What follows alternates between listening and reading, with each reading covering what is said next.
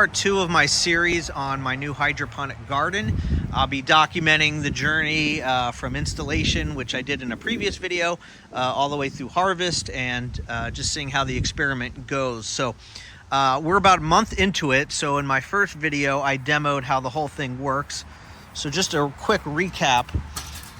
Very simple system, which has a submersible pump in this 27-gallon bucket that is buried in the ground to keep it from getting too hot. You've got this hose that comes up, and 4 times a day for 20 minutes, this pump goes on. It's on a timer, and it puts water in this tube, and it goes along the tube. The tube is parallel to the ground, but when the tube that's in the bottom here overflows, gravity just does its business. The water trickles down to here and flows over here, and then it just repeats it down all the way through the system here, and then finally back into the bucket where it just circulates again. There is some fertilizer in the water that I do about every 4 weeks. So that's how the system works. And so what I'm doing here is a bunch of different things. So here we have Brussels sprouts, and we've got romaine, we've got different kinds of lettuce on the bottom, leafy vegetables. These holes just for the bottom rack are for 2-inch net pots, whereas everything else is a 3-inch net pot. So I've got some cilantro and some other lettuce and just some stuff here that's going on. Need to fix this one here. And one little mini romaine lettuce that's not growing. So that's what I got going on the bottom here.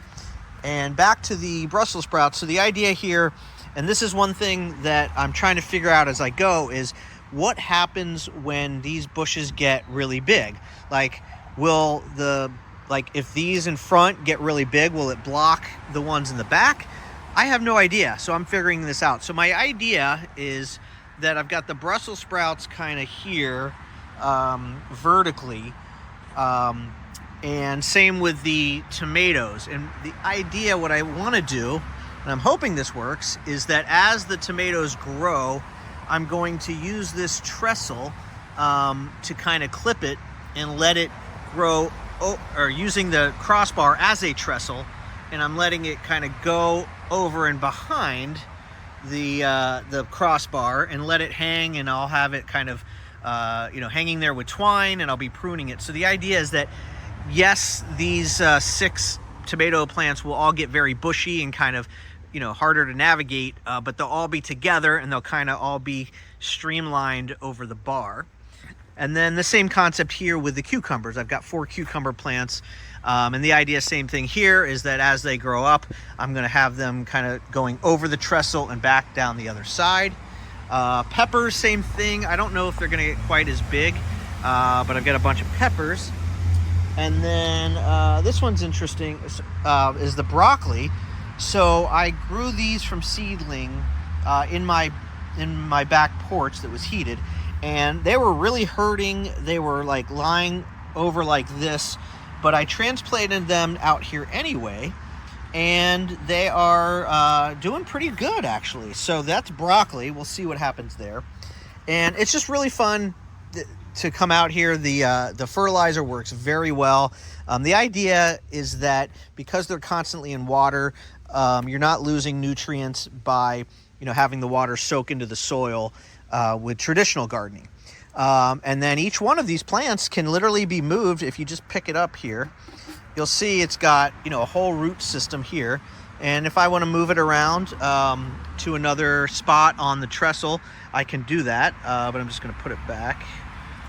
And so it's pretty cool. So that's my update on my system. We're about 4 weeks into this. The seedlings are growing really fast. I'm hoping to harvest the lettuce in a few weeks. I'll start clipping the cilantro and going from there. So I'm a very amateur gardener. So we're going to just keep going throughout the year, throughout the summer, and see what happens.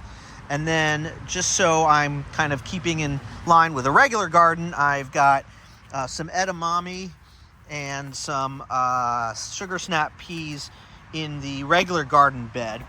And I'm hoping, what I was told is that these don't need as much sun, so that even though they're blocked by the trestle here, they should still grow, and they're doing pretty good. They've been in there about a week, maybe 2 weeks. And then finally we've got our strawberries with my homemade bird cage. This keeps the birds out. We had a couple years where we grew a lot of strawberries, and then next thing you know, all the birds came in from the top. We've got pretty good protection from like bunnies and squirrels with the fence.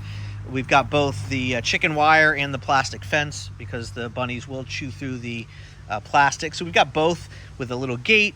So that protects us from the critters, but the birds got to the strawberries. So the strawberries are doing good, pretty good. You can see a couple way in there that have fallen off, and I picked a bunch this morning. So the strawberries are doing pretty good here. So there you go.